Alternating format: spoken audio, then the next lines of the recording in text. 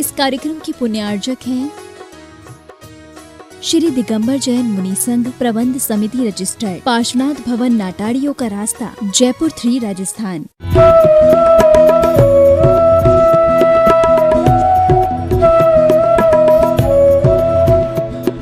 तिरुकुरल प्राचीन ग्रंथ है। तमिल का उसे वेद कहा जाता है और तिरुवल्लुवर आचार्य को उसका रचनाकार माना जाता है। उन्होंने एक पंक्ति लिखी, जब तक मुझे ज्ञान नहीं था तब तक मैं अपने आप को बहुत ज्ञानी समझता था, और जब मुझे ज्ञान हुआ तो मुझे मालूम पड़ा कि मेरा ज्ञान तो बहुत छोटा है, मुझे तो कुछ भी ज्ञान नहीं। बहुत बार हमारे साथ भी यही होता है कि हम कूप मंडूक बन जाते हैं थोड़ा सा जान करके, और ऐसे समझते हैं कि इससे ज़्यादा जानने वाला दुनिया में कोई नहीं है। लेकिन आप एक उस इंसान को देखो जो दुनिया में घूम घूम के और देश देश में जा कर के और संस्कृति धर्म का सदाचार का प्रचार प्रसार कर रहा है। इसका मतलब है कि आपसे कई गुना उनने जाना है और लोगों तक पहुंचाने की कोशिश की है। जब तक हम कूप मंडूक बने रहते हैं तब तक हम बहुत छोटा सोचते हैं, बहुत संकीर्ण सोचते हैं और अपने अलावा उससे आगे का कुछ भी नहीं सोच पाते।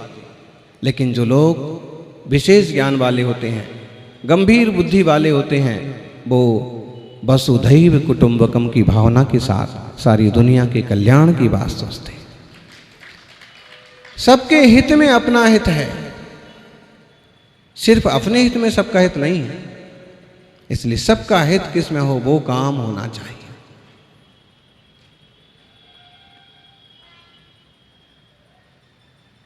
कूप मंडूक की कहानी सुनी होगी। कूप मंडूक की लोकोक्ति है, लेकिन इसके ऊपर एक छोटी सी सुंदर कहानी बनाई गई कि हंसों का समूह आकाश से उड़ता हुआ जा रहा है और तभी एक कुएं के पास उतरना हुआ। पानी पीने के लिए गहराई में उतरे उन्हें एक मेंढक देखा। मेंढक ने ऐसा पंछी देखा, श्वेत धवल सुंदर, तो उन्हें बहुत अद्भुत लगा कि आज तक हमने ऐसा पंछी ऐसा और दूसरा कुछ नहीं देखा। तो मेंढक ने कहा कि भाई कहाँ से आए हो? उसने कहा कि मैं दूसरी दुनिया से आया हूँ, ऊपर से आया हूँ। मेंढक ने कहा कि दूसरी दुनिया से आए हो? पंछी ने कहा कि दुनिया तो एक ही है। मेंढक ने कहा एक ही कहाँ है, दुनिया तो हम जहाँ रहते वो दुनिया है, तुम कहीं और से आए हो, दूसरे दुनिया से आए हो। हंस ने कहा कि ठीक है, तुम्हारी भाषा में अपन मान लेते दूसरी दुनिया से आए। मेंढक ने कहा तो कोई दूसरी दुनिया भी है क्या? हंस ने कहा कि हे बिल्कुल है, तभी तो मैं आया हूं। हो ही नहीं सकता, दुनिया इससे बड़ी क्या होगी? कूप मंडूक कुएं का मेंढक कहता है कि जितना बड़ा एक कुआं है उतनी दुनिया होगी। हंस ने कहा ना ना भाई, दुनिया बहुत बड़ी है, संसार बहुत बड़ा है, ज्ञान बहुत बड़ा है। मेंढक ने अपने हाथ फैला दिए, इतना बड़ा होगा संसार? हंस ने कहा ना, इससे बहुत बड़ा है। उसने अपने पांव भी फैला दिए, इतना बड़ा होगा संसार? हंस ने कहा ना, बहुत बड़ा है। तब मेंढक ने कहा कि हाथ पसारे, पांव पसारे और पसारा गात, पूरा शरीर मैंने फैला दिया। हाथ पसारे, पांव पसारे और पसारा गात, याते बड़ो समुद्र है, याते बड़ो संसार है, कहन सुनन की बात। इससे बड़ा अगर कोई संसार है तो ये सब कहने सुनने की बात है। कूप मंडूक उतना ही सोचता है। ऐसे ही आप देखना, किसी पंथ और पक्ष में उलझे हुए लोग सिर्फ उतना सा ही सोच पाते हैं जबकि सर्वांगीण दृष्टि वाले लोग, उदारवादी लोग बहुत ज़्यादा सबके हित में सोचते हैं। इससे पहले अपन जाते हैं 8वीं शताब्दी के एक गणित के आचार्य हुए महावीराचार्य। 8वीं शताब्दी,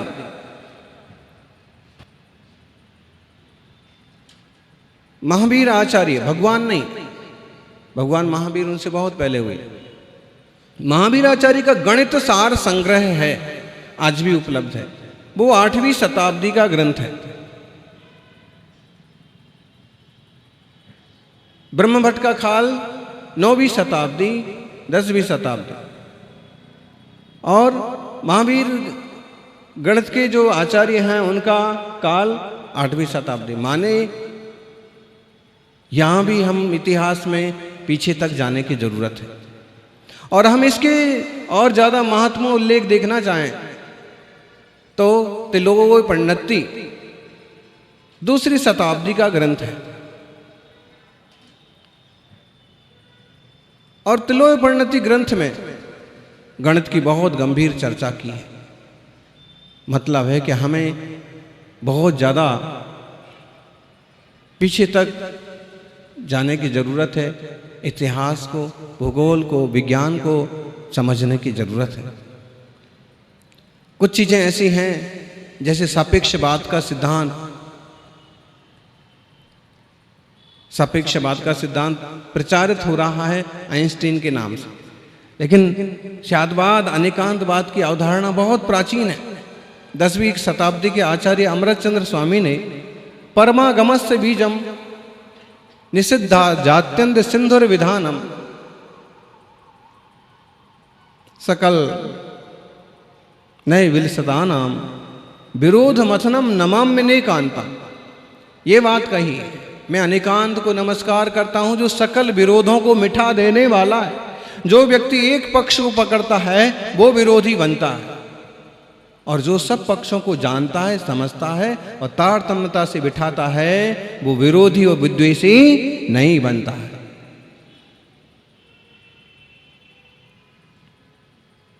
झगड़े का मूल कारण क्या है? आप कह रहे मैं ही सत्य हूं, सामने वाला किसी भी अपेक्षा से सत्य नहीं है, ये झगड़े का कारण है। और अगर आप ये जान जाएं कि मैं सत्य हूं लेकिन सामने वाला भी किसी विवक्षा से सही है, जिस स्टैंड पर वो खड़ा है उसकी अपेक्षा से तो सही हो सकता है, उसके एंगल से उसे वही दिखाई पड़ रहा।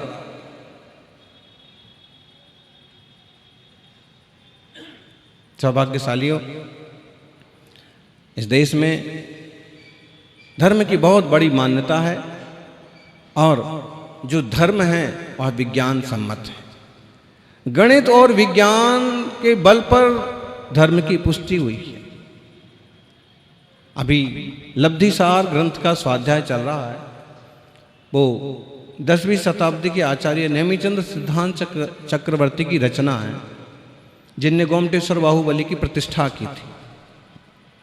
उसका जो गणित है, अलौकिक गणित, अनंत का विज्ञान कराने वाला गणित, कर्म और जीवों की गणना दिखाने वाला गणित और हमारे भाव और परिणामों की गणना सिखाने वाला गणित बड़ा अद्भुत है।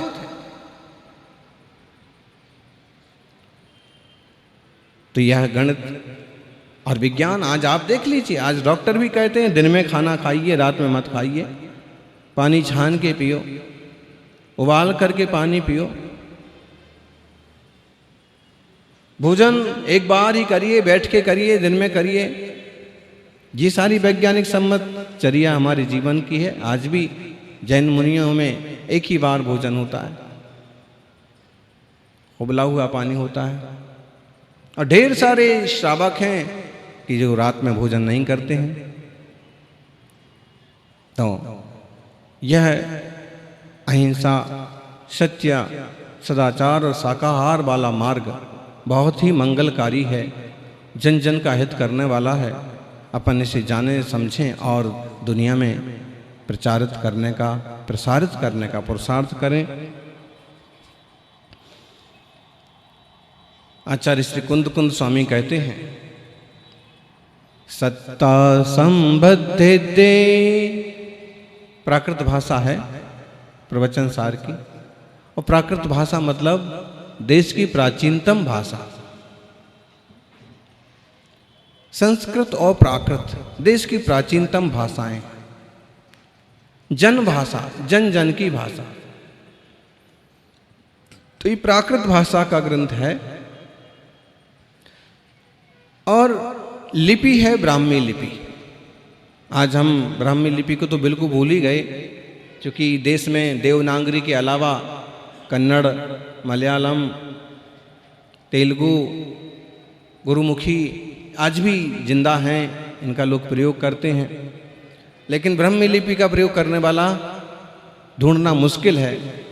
फिर भी संघ में ब्राह्मी लिपि के प्रयोग प्रारंभ हुए हैं, और जो प्राचीन लेखों की भाषा है, समझ लीजिए कि ब्रह्मा आदिनाथ ने जो अपनी पुत्री ब्राह्मी को सिखाई थी वो लिपि है, वो आज भी जीवंत हो रही है, और उसमें लेखन कार्य संघ में हो रहा है। तो ब्राह्मी लिपि और प्राकृत भाषा बहुत बड़ी पूंजी है। हम जब कालिदास के नाटकों को देखते हैं तो कालिदास के नाटकों में जितनी संस्कृत है उतनी ही प्राकृत है।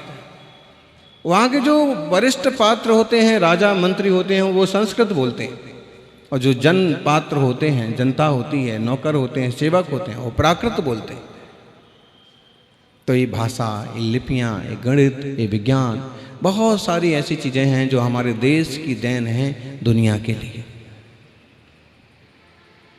अभी आपको बता रहे थे ना रवि कुमार जी कि वहाँ का गणित तो सिर्फ 1000 तक ही है, और हमारे यहाँ का गणित कोटा कोटि अनंत तक गया हुआ है, और वो आज का उल्लेख नहीं है प्राचीनतम शास्त्रों में।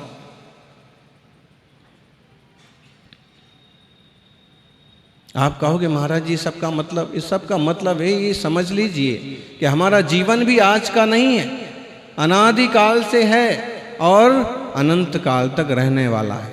अब आप किस रूप में रहना चाहते हैं? इसी रूप में तो आप 100 साल से ज्यादा रह नहीं सकते।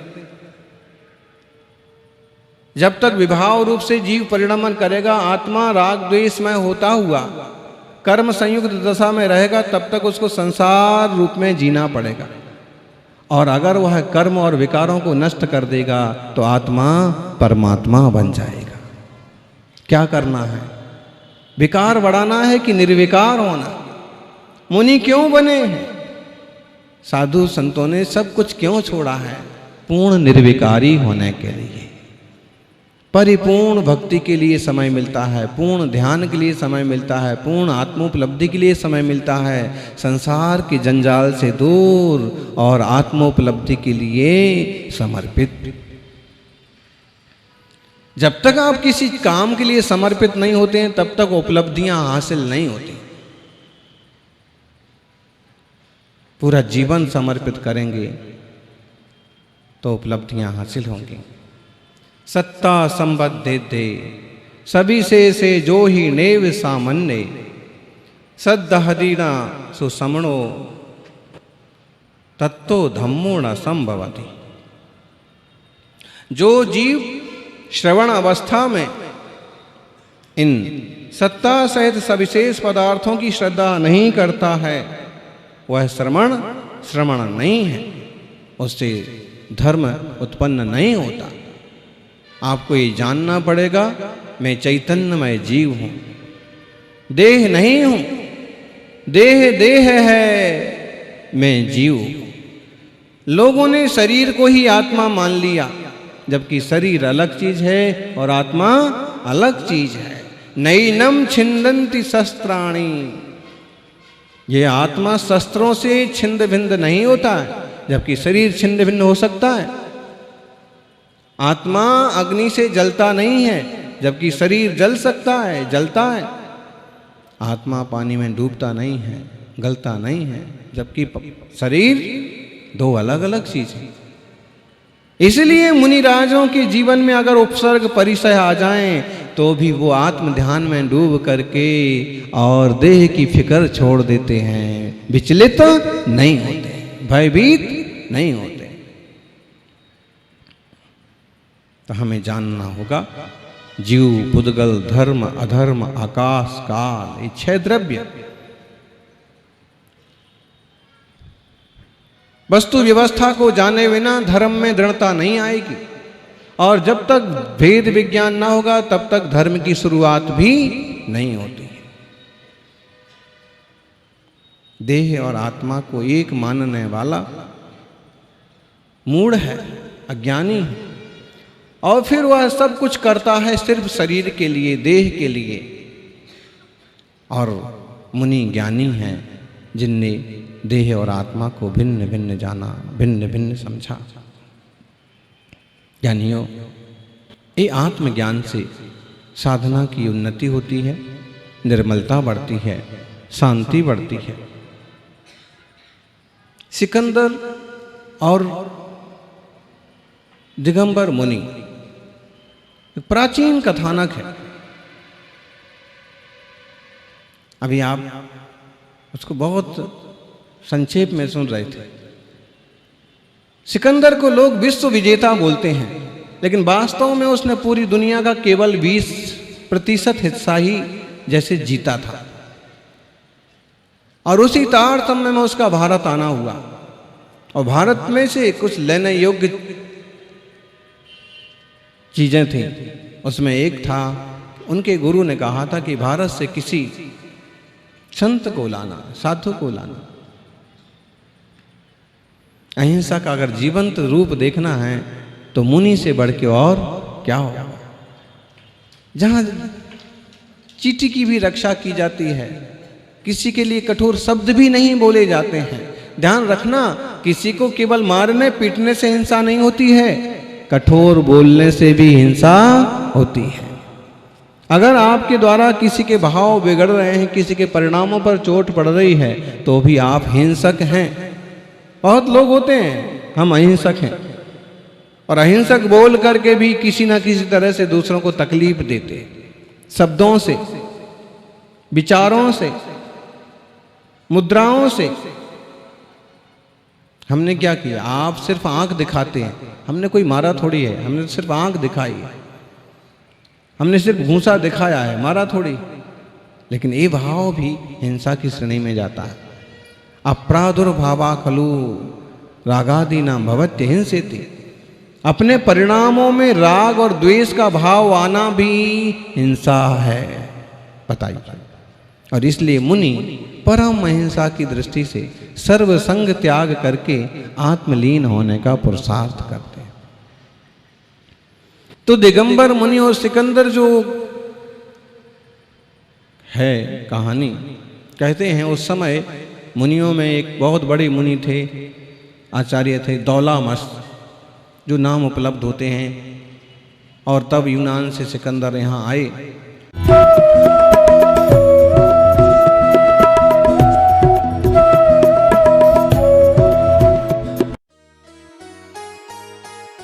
इस कार्यक्रम के पुण्यार्जक थे श्री दिगंबर जैन मुनि संघ प्रबंध समिति रजिस्टर्ड, पार्श्वनाथ भवन, नाटाड़ियों का रास्ता, जयपुर 3, राजस्थान।